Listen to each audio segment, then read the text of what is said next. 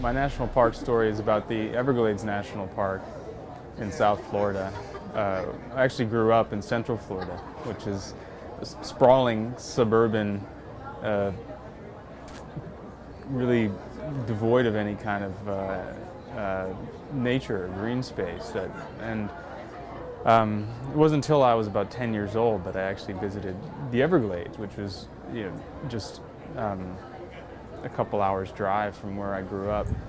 And the Everglades was described to me as just a massive swampland full of alligators, and I thought, man, who cares? That's like this stuff is boring.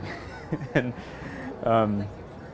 but seeing it, this is the way that people describe the Grand Canyon is pictures don't do it justice. You have to go see it. And the Everglades is truly like that too. To see sawgrass go from horizon to horizon, and just to be in the middle of that on an airboat when you're 10 years old was like as closest to a sublime experience as I've ever had in my life.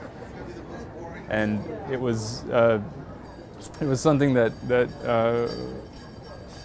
I guess really changed the way I thought about where I lived, and also sort of the natural processes of the way water moved through Florida, and the way that the Everglades was a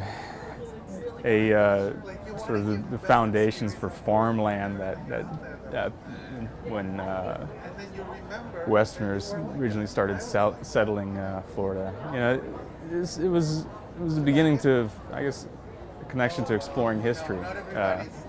This place I grew up that I never knew I had. So that's my national park story.